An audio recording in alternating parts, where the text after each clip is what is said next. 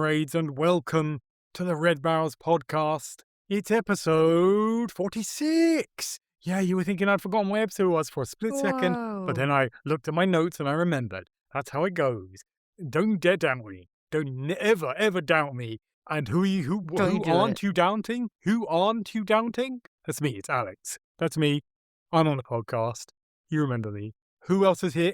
Who's my male co-host? Oh, I'm your male co-host, Ed. It's great to be back with you guys. I'm excited for 46. We've always been saying it's always been building up to episode 46. And so it's our great pleasure to welcome back the co-founder, the co-host, Here we go. the hostess with the mostest. It's me! It's a me! Whoa!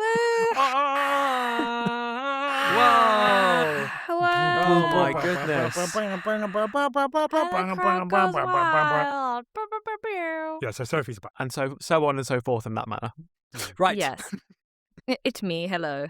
Anyway, back to the podcast. Sophie's back. It's a good podcast. Good to have you back, again. Sophie. It's a good podcast again. Thanks. It's been, frankly, it's been unlistenable shit the past 4 episodes. I think all of our listeners will agree. That's what Sophie's kept telling us. She's been texting us on our group I've been every texting you single that day. every single day, just so you don't forget it. It's and been unlistenable shit. rightly, you've been doing it rightly.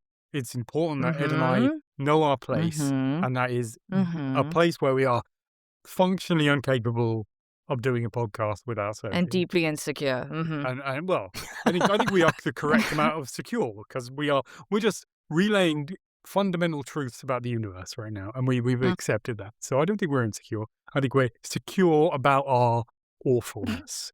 You know? Right. Yeah. But Sophie's back. I thought they were okay, but it's great to have you back. Thanks. It's good to be back. Yes. She's had some travails, but she's landed on her feet and ready to podcast, and we're ready to receive the pod from her. Just like you without are, going into dear too listener. much details, let's just say she was in a fight to the death with a giant octopus under the sea for most of the time she's been away. That was pretty dire. That octopus got fucked up. It got fucked up, and Sophie Let me delivered just tell the you fucking guys, up. I've been lifting, all right? Yeah, I've been lifting.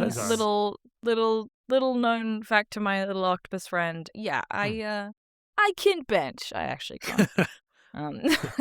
Well, I don't actually know what that means. All creatures of the sea don't fuck with Sophie. That's what we've established. Yeah. And Don't fuck with me. you might consider that information to be news, and that would be appropriate because this is a news episode. That's what we call a segue. If that sounded good, newsy Alex. to you, listener, it's because it's That's the why news. you get the news big bucks, aroma, Alex. that news aroma. And if you want to really immerse yourself in the aroma of news, just keep listening, because it's all news in this episode, baby. It's just a news episode. And the first up, there's only one person who could inaugurate this episode of news. There's only one person. It's the only person here of the three of us, you, the listener, actually want to hear from right now. Let's be honest about it. It's Sophie. You're going to get more Sophie right now. Go, Sophie. It's me. Hi. Oh my gosh, I missed you guys. I missed you. Not you guys, to be clear. The audience. I missed them. Oh. I missed you, listener. How are you? That's done. Yeah, that's great. I'm so glad to hear it. So yeah, I got some news that I've been cooking up while I was away. Myself, I made this news. It is my news. I do genuinely hope you're not responsible for this news, Sophie, because that would put you in some bad light. You're right. It would be pretty sinful behavior, because I'm going to be talking a little bit about an EA update. You guys know my feelings about EA. We love them. They made the worst game on the planet, i.e. The Sims 4. I have very strong feelings about that. If you'd like to hear more about that, you could refer to insert episode here when Ed can find it. Yeah, he's checking his spreadsheet. We can see it. Hold on. Referred to Nobody panic. It was episode 17 of the show. There you go. Check out. Episode 17 of the show. I spoke about EA, Sims. my feelings on The Sims 4, and also the sort of when the first part of the story sort of happened and developed. And now we're basically revisiting it, which is the massive fucking buyout of EA. by Saudi Arabia via its public investment fund in collaboration with private equity company Affinity Partners, which is formed by Donald Trump's son-in-law, Jared Kushner. By the way, I'm sure that has nothing to do with how smoothly this deal is going. And investment firm Silver Lake. Because it is going smoothly. It's going extremely smoothly. In fact, EA has achieved, quote, all regulatory approvals, unquote, in an 8K filing, which is a sort of mandatory U.S. business report for major corporate events. So the deal is expected to go through on 4th of August, which is tomorrow, on the 4th of August, which is literally tomorrow. As the date of recording, today is the 3rd for us. Yeah, super shady. This will be the largest leveraged buyout in history. It's worth $55 billion with a B dollars. And a leveraged buyout, for those of you who don't know, is basically a buyout that is largely dependent on borrowed funds. This is important because it means the pressure is going to be on EA to do well after this deal goes through, because obviously a lot of people are looking to get paid back after this deal. It will likely result in a reliance on AI, according to senior EA exec Laura Miele, who believes AI has led to a rise in creativity among publishers' studios, and almost definitely more cuts. Very sort of, interlinked news. This is all happening all the while following 3 waves of layoffs that have just occurred this year, conducted by EA since the beginning of 2026. Which includes 300 confirmed positions across its Battlefield studios, as well as undisclosed cuts to customer support, IT recruitment, and trust and safety teams. We don't actually know how many positions were lost in those cuts, because they were undisclosed. All while this is happening, EA CEO Andrew Wilson has earned himself a tidy little $38.7 million bonus for the year of 2026, for the financial year. No one who deserves it more. Nobody who deserves it more. I'm sure he worked really hard for it. In fact, it's apparently due to the positive performance of Battlefield 6 and the implementation of a new, quote-unquote, bold AI strategy. Wow. Wilson received a total of $38,694,984 in stock awards and bonus payments, which we saw as part of a document that EA is legally obliged to publicly produce. So, yeah, very, very upsetting news there in terms of apparently EA can't afford to have all of the employees making the actual games under their payroll, but they can afford a $38 million bonus to CEO Andrew Wilson. So yeah, it's looking a lot of money. It's looking good. That is. It's quite a bit. Quite a bit. It's quite a bit of money. For reference, really that's realize... the amount of money that a doctor would make in America on average if they worked for 126 years. But so I think we can all agree he's definitely contributed as much as 126 years worth of a doctor. Of medicine. Yeah. I mean, to be honest, of life saving. Yeah. I'm generally of the opinion that the main thing that Andrew Wilson has contributed to the world is the fact that he is the game's CEO, business guy who looks and acts the most like Patrick Bateman in American Psycho. He genuinely looks like that. I mean, you know what? I don't have any evidence for it. Don't come at me, lawyers. But my suspicion is that he is a psychopath. Listen, it sounds like their lawyers are very, very busy making sure this extremely legal and definitely not questionable at all. Leveraged buyout goes through. I'm not actually implying that it's illegal, but I didn't really know that much about private equity. And then recently I saw a author talk by the author of a book called Private Equity, or it's Private Assets, I think is what it's called. Very good talk. If you listener don't know that much about private equity, I do recommend a book or two on private equity. I'll have a look at what exactly that book was called, because it was really, really interesting. And it really kind of just put into perspective. Again, this is a record-breaking buyout. I think we all double-checked me on the last time I did this report on this story, because I think none of us actually believe that this is a record-breaking buyout. In the games our games industry that we're interested in. But no, it is record-breaking. Again, the largest leveraged buyout in history. There has never been a leveraged buyout more than this, and it is in the games industry by Saudi Arabia in collaboration with like some, two other shady partners. So yeah, promising stuff. I'm sure EA games are only going to get better from now on. Obviously, it's up and up. Yeah. The next Mass Effect's gonna be amazing. They're gonna return to their roots of making art, electronic art, even. Yeah. That's what it's gonna be. What did their It's gonna be slogan great. used to be?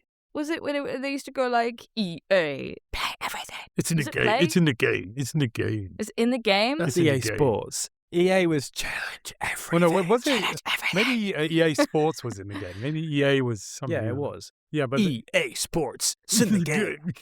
Oh, it's in the game. Yeah, and then but EA EA, what was was just that? challenge everything. everything. Challenge but everything. in a whisper that In a didn't whisper. pick up on Discord, but did pick up on my actual recording. I did a great impression of it that you couldn't hear Oh. because Discord was like, "Well, that's the sound of a train." Our Don't listeners, do that. our listeners have enjoyed the hell out of it. Don't worry about it. Yeah. I believe that like David Hayter, the voice of Solid Snake, did the voice for "It's in the Game." Huh. I believe so. I could be wrong about that. Fact check Apparently, me it's if you not in the like. game. It's in the largest leverage buyout Yeah, in yeah. history. So I know there was some. I don't know. Nice. some combination of. Good to have you back, Sophie. thanks. I know there was some combination of concern and hope that basically this whole thing would get scuppered because things haven't been going very well for Saudi Arabia recently, with them getting bombed the shit out of them by Iran because Trump started his idiot war with them. And there was like thoughts that they were maybe trying to get out of this kind of stuff. So I was a little How's surprised. that? Sorry, I was about to. I had an intrusive thought. No, go for it. Not in the clinical sense. I want to hear all intrusive How's thoughts. How's that Hormuzzy? Still closed. Must be still closed. It is still closed. Yeah. The Hormuzzy is still closed. Yeah. I think we may have. Already miss found me? the title of this episode. So thank you very much, Is the Sophie. Hormuzzy still closed? It's Hormuzzy still closed. It is. Yeah. The Hormuzzy is still closed. Still closed for all Yeah. comers. All comers, they're not allowed to the Hormuzzy. Comers and goers. Yeah. Let me tell you. But yeah, so because of the Iran war, there was a suggestion that they might, because they believe they may have been putting out some of their more stupider things. I think they've basically now officially given up on the line, that ridiculous city they were building. The line. If only. Da, If na, only. na, na. I mean, that was basically my retirement plan, to live on the line. I don't know what I'm going to do now. Fuck. Yeah. Yeah, you're right. This is my main money spinner these days. This is where I Yeah. make all my money doing this podcast. So there was, I know, frankly, not. I believe, did they officially prescribe the IRGC? I don't want to sound like I'm in support of Iran in any way, but I was vaguely hoping that a side effect of the whole affair would be that this would get fucked over, but it seems like not. It seems like it's going through. Nope. So good news for everyone who likes EA games. Yeah. Yay! Yeah, it's I mean, kind of as a side note on that, I suppose it's not really news, but Paralives did release an early access a couple weeks ago, which like the last time I talked about EA and The Sims 4. Obviously, this is extremely like minor. I mean, it's not. Sims isn't a minor part of the No, EA. it It does make them a fuck ton of money. It's extremely profitable for them. But Paralives did release. I genuinely kind of expected them to get just bought right until the last moment that it actually did release in early access. So I was kind of shocked when it did actually come out. To like momentous applause from most people, from most Sims fans even. But there is a fascinating thing on the internet happening right now of so many YouTube essays criticizing the Sims 4 fan base because they are just the most cucked fan base on the internet. Like, it's insane how far they will go. Like, that you will find people in the YouTube comments of Paralives videos being like, guys, it's not nice that we're mean to Sims, okay? They work really hard on their video games and we should just give them a chance. And it's like, how many more dollars do you need to give them in chances? And I just think it's that's at least kind of promising news for me. And my Sims upset is that is that Paralives did release at.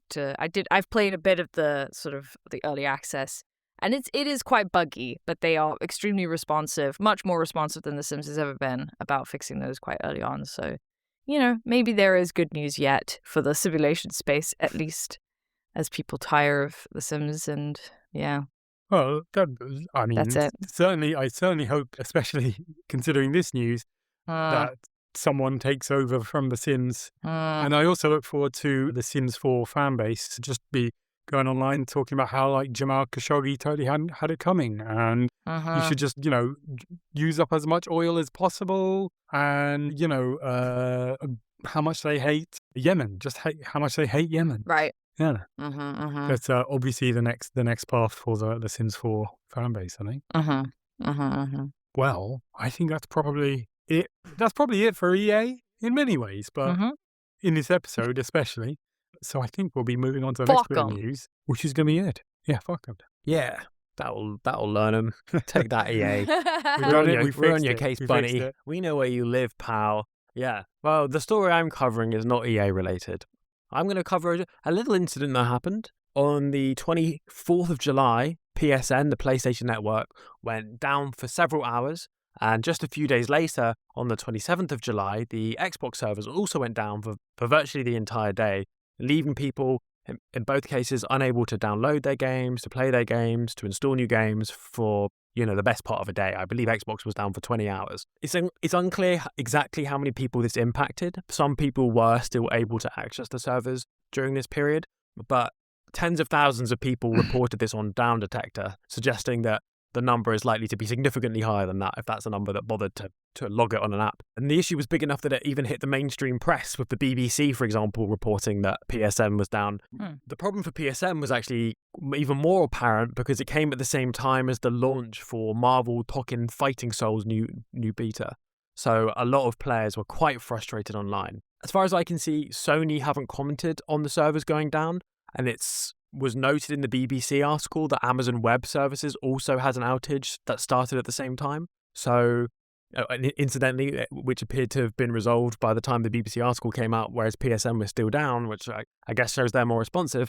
But that would imply that there's some sort of common issue that they've had in common with Amazon Web Services. So I don't know what that would be, but interesting to note. On the other hand, Microsoft have responded publicly to the issue. The Xbox CTO, Scott Van Villette, apologies, Scott, if I mispronounced your name. I know he's an avid listener. He put out a statement on X the next day explaining what caused it. He said, quote, "What happened? Late last night, a licensing service that sits outside of Xbox, but which Xbox depends upon, began failing. This caused some sign-in scenarios to fail, and it caused many scenarios that require an entitlement check to also fail, such as listing out your full library and launching games that you own. It also affected several of our publishing and store partners who depend on those same systems, which is why some of you saw issues in specific games and not others." He said that this was an, quote, "unacceptable situation," and that they, quote, "must do better to support you." So the reason why this is sort of, stuff does go down sometimes, right? But the reason why this feels like especially pertinent at this exact moment is that it's coming in the wake of Sony's announcement, which we've covered on previous podcasts, that the next PlayStation will not have game discs. And so your ability to use it to play games will rest entirely on systems like the ones that we've just seen fail twice with two separate companies running them. Xbox have yet to confirm what they plan to do with game discs, but it's kind of widely expected that they are likely to follow PlayStation's example and also get rid of their game discs. I mean, I've speculated before. I wouldn't be totally surprised if they maybe they launch with like a much more expensive one that has a disc and that helps them win back some goodwill and some market share. But I don't know. Maybe that's just a pipe dream. Who knows? But in the medium term, it seems highly likely that both of them will move away from game discs. And this server failure shows just how vulnerable that entire system of game distribution is to so many different points of failure. And it highlights again as well how game ownership, in quotes there, on digital platforms is similarly limited. Like, this couldn't have happened on the PlayStation 2 where you could just put your disc in and then you're playing the game. Sony could stop existing and you could still play your PlayStation 2. If Sony stopped existing, we'd be in big trouble, but also there are so many other points that we could end up being in big trouble for. You want to play a game that you own on the new PlayStation 6? Well, you better hope the company that you had no choice but to buy your game from continue to have it on their store and are able to perfectly maintain their servers at all times so that you're able to play it at any given moment that you want to play it. I should also add, though, that this did impact players using discs as well. It wasn't just an online thing. The games were also unable to be verified, and so the disc by itself is not the solution to this. It's more symbolic. The real problem is the aggressive control Sony and Xbox have over their platforms, requiring everything be constantly processed through their servers, for instance, and the removal of discs represent part of that same process. And it almost goes without saying that this is not a process designed to make gaming better for anyone, but designed to ensure maximum profitability by, for instance, preventing piracy. So once again, the constant drive for profit fucks things up for all of us, and I'm not looking forward to having no discs anymore. And that's kind of all I've got to say on the story. I'm not sure if either of you two have got something you want to put in there. I mean, I think, it's just unfortunate that, like, for Sony, I guess, that, like, almost immediately after they made this announcement, and they are still getting just a huge amount of shit for every day on social media, that this would happen, kind of like putting a bit of a bow on it. I will say, as much as I do have, like, sympathies with the people giving him shit, I do find it a little frustrating that, like, there's been, like, talks about doing boycotts and stuff, and, like, way more than I ever have seen for BDS. And I find that, I do think the BDS is a far more worthy boycott than boycotting Sony for saying they're going to get rid of discs. And I find that a little frustrating personally. But yeah, it's still a bit of a shit situation, and it's just it was just kind of funny and surprising that it just immediately got kind of a light shone on it in that way. Yeah, twice. Yeah, exactly. Cool. Well, right. I think that's it. And by that's it, I mean that's the end of that story for now. But unfortunately, I think it's quite likely to rear its head again, as so many of our stories seems likely do. Seems likely. Often tend to. Yeah. Unfortunately, we've still got a delicious story to come from my dear friend Alex here, though. So stay tuned for that. I don't know how delicious it is. I think it's an interesting story. I have no idea what you're covering, but I'm sure it's incredible, Alex. I'm an excellent speaker. I'm going to be talking about the ModRetro M64. So there is a thing you can get called an FPGA, and this stands for Field Programmable Gate Array. And this is essentially a type of microchip that can be programmed to pretend it's like other microchips. So essentially it's emulation like you get for, emulators for game consoles on a PC or whatever, but it's for hardware. And there are a bunch of these out. There's a whole like an open source project called Mister that does a whole bunch of different systems in one thing. And there have been also some like kind of specialized mini versions, or like these like independent versions of old game consoles that are like replicating them as perfectly as possible. Most of them, most famous ones, have been made by a company called Analogue. And last year, I think, they came out with the Analogue 3D, which was recreation of the Nintendo 64. And now a different company called ModRetro is bringing out the M64, which is essentially their version of the same concept. So I thought we might like go over the differences between them. So the Analogue 3D, it can run at 4K. It can even essentially overclock it so the games can run at higher frame rates, and it can also work out all sorts of like different ways of filtering the image. So it's got a cleaner image than the N64's famously quite blurry picture. And on the other hand, the ModRetro M64 means if you buy it, you're complicit in war crimes. So you probably shouldn't do that one. Yeah, I'm not here to really talk about the ModRetro, the pros and cons of the ModRetro N64, because you shouldn't buy it. You shouldn't buy it because ModRetro is a company that is founded and run by Palmer Luckey. So a little bit of back knowledge about Palmer Luckey. Ed just gave a look of recognition there. And that's because of Ed's deep connections to the cyberverse. Because Palmer Luckey first came to prominence because he founded Oculus, which would then got bought out by Facebook, then turned into Meta, and became the basis of all the Facebook's and Meta's VR headsets. And to be honest, as we'll get into the issues with Palmer in a moment, he, I guess to his credit, is kind of the single guy most responsible for the resurgence of VR after, had a big fad in the 90s. The existence of VR as it exists currently is in many ways down to him. He was basically just a kind of like a very kind of classic, basement engineer guy who just cobbled a bunch of stuff together. He noticed that a bunch of stuff had become available to consumers that if you put it together in the right way, could make a good VR headset, much better than any previous. And he did that, and he founded Oculus. And that was basically the kickstarting of the current VR industry. So for a while, Palmer Luckey was kind of like, I wouldn't say beloved, but a liked figure. He was a kind of a bit of a goofy nerd guy. There was a famous cover, I think, of Time magazine where they were like, oh, VR's a big thing now, which had a picture of him looking very goofy in a VR headset and in bare feet. And he kind of looked like a giant baby. And that got a lot of laughs about it. So he seemed for a little while like quite a harmless figure, even maybe a good or someone to be emulated even maybe. However, in 2016, it turned out that he had donated a whole bunch of money to a pro-Donald Trump outfit that was basically, it was kind of very kind of Groiper encoded, like the very online far-right elements of the Trump supporters back then. And they were putting out like some questionable adverts and stuff. And this pretty much got him chucked off of Oculus. He'd sold the company to Facebook by this point, and they pretty much let him go in what was, I don't know, frankly, what at this point seems like a kind of idyllic time of, these tech companies wanting to disassociate themselves from Donald Trump and like techno-fascism, basically, before they fully embraced it.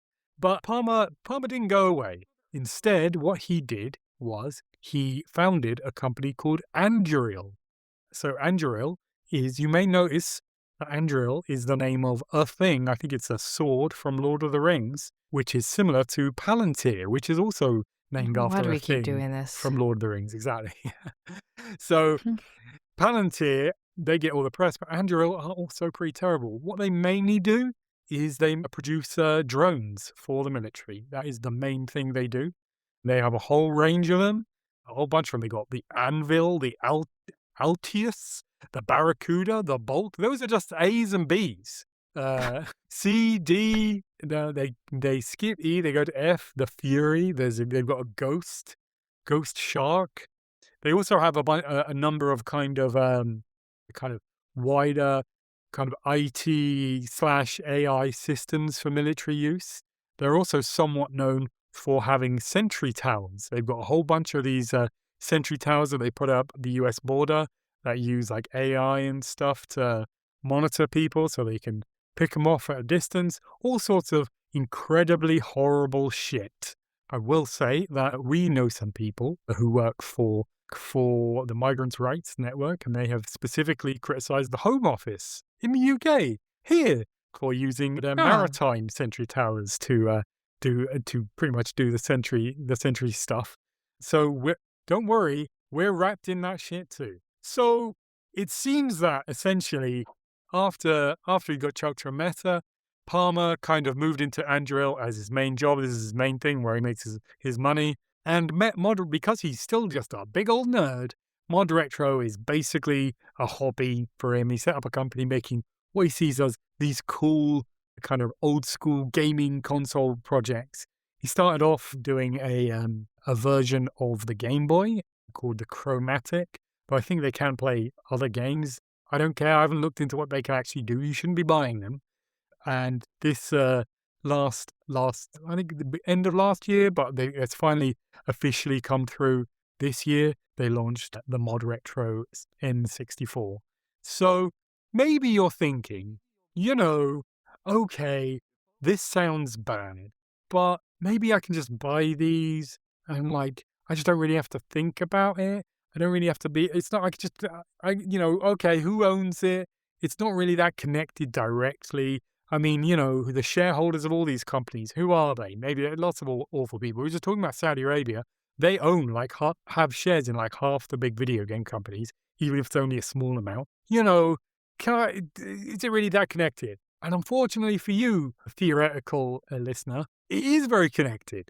Because for one thing, on ModRetro's YouTube channel, Palmer Luckey is quite heavily featured promoting it. Here he is 6 days ago in the official ModRetro M64 deep dive, introducing it half-hour long video with his ridiculous fucking beard, facial hair, and his mullet that he has. He's a fucking billionaire. He can get someone to tell him to sort his fucking hair out. So he's all over these things. But most egregiously, I wasn't sure if I was going to talk about this on the podcast. I thought this is a bit thin, and then I found out this is actually a story from last December that's managed to pass me by that is related to this. So, as I said, their last product is the Chromatic, which is basically an FPGA Game Boy. And they put it out, and they had a bunch of different colors and varieties of it and stuff. However, last December, they put out what's called for $350 basically, they put out the Anduril Chromatic plus Porta Pro bundle. And that is a Chromatic, what looks like a Game Boy, with Anduril, the arms manufacturer's company. Their logo is on it, and I think it comes with a little charm bracelet thing with Anduril's logo on the charm bracelet. And it's also apparently made of the same magnesium alloy as Anduril's attack drones. Isn't that great? Don't we want to buy that? That's great. Wow. Yeah. I love violence. Yeah. So maybe in the future they'll release an M64 version that's also made of drones, or, I don't know, the blood of Palestinian children or something. Who knows? They could do any of these things. So basically, this is like so unbelievable. It's not. They don't even have the grace to be quiet about this shit. They're actively open. This is like the retro game console that has links to the military-industrial complex and the current far right of the United States. They're all over that shit. You shouldn't buy that.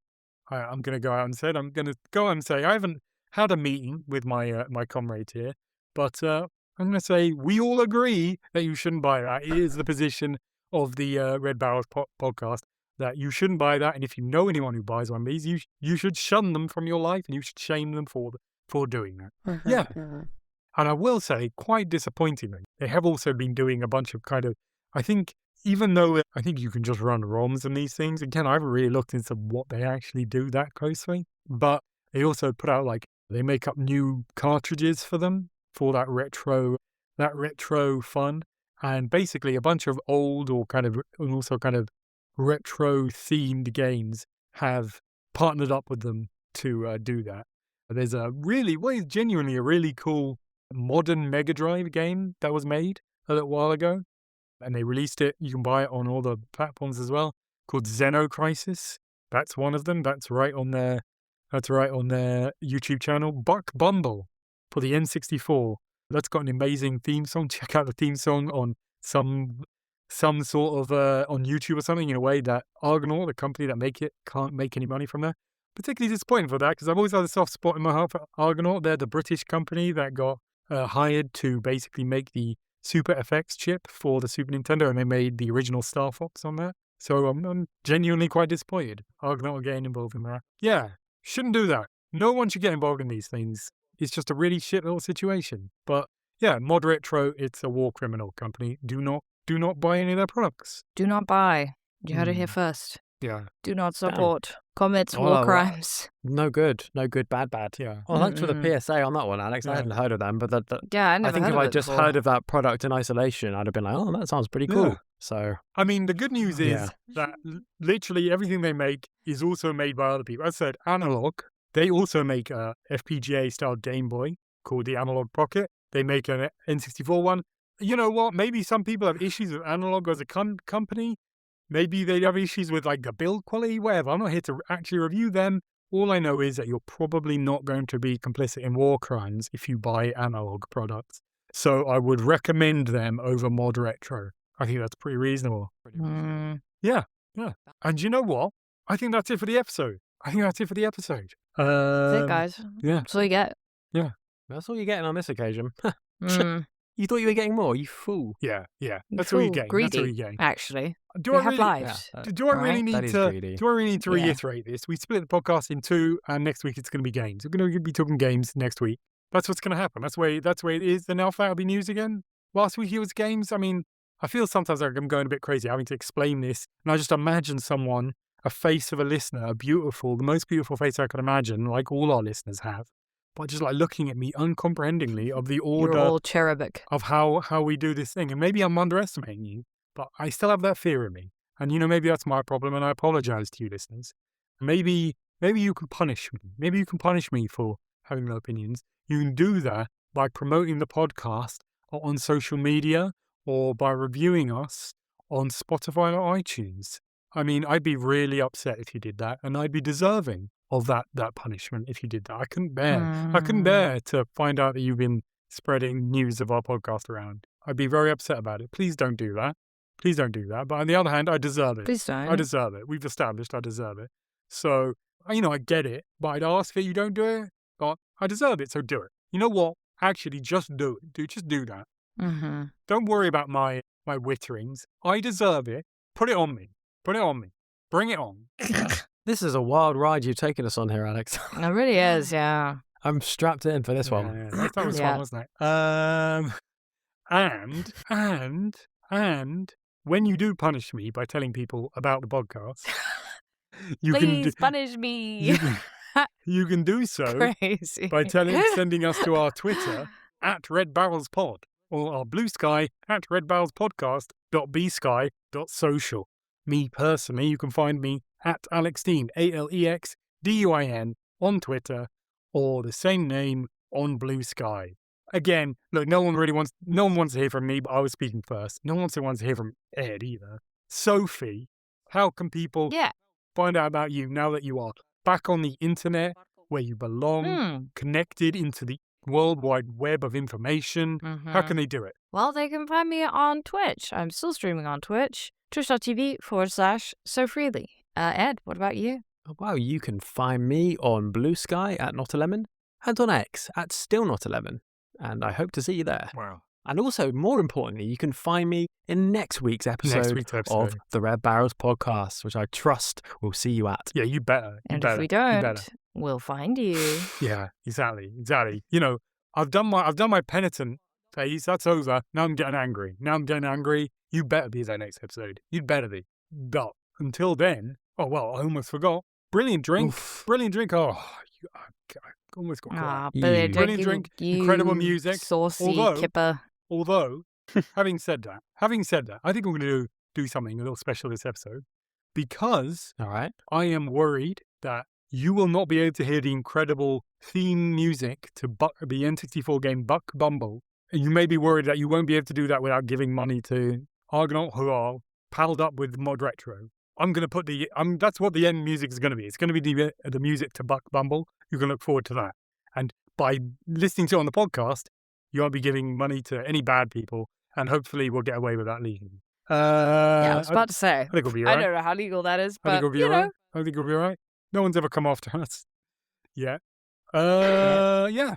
And until then, until you listen out for that, we'll have an episode next week. And until then, I'm going to say goodbye. Bye. What about now? It's time to rock with the biggity buck bumble. What about now? It's time to rock with the biggity buck bumble. Bum to the bum to the bum to the bass. Bum to the bum to the bumble. Bum to the bum to the bum to the bass. Bum to the bum to the bumble. Bum to the bum to the bum to the bass. Bum to the bum to the bumble. Bum to the bum to the bum to the bass. Bum to the bum to the bumble. Bump to the boot to the boot to the boot boot. Bump to the bass to the bass bass. Bump to the boot to the boot to the boot. Bump to the bass to the bass bass. Bump to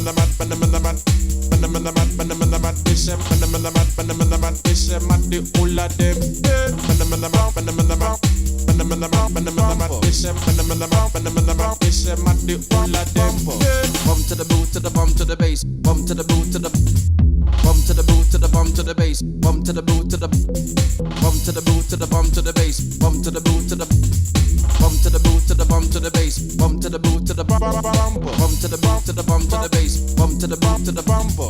Bump to the bump to the bump to the bass. Bump to the bump to the bumper. Bump to the bump to the bump to the bass. Bump to the bump to the bumper. Bump to the bump to the bump to the bass. Bump to the bump to the bumper. Bump to the boot to the boot to the boot boot. Bump to the bass to the bass bass. Bump to the boot to the boot to the boot. Bump to the bass to the bass bass.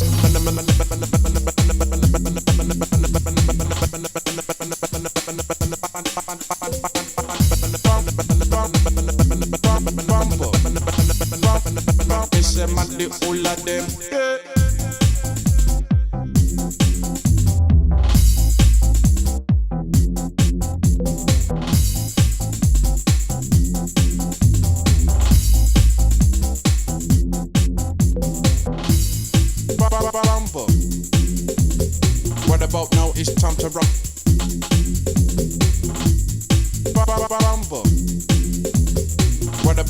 it's time to rock. Big, big, big, big, big, big, big, big, big.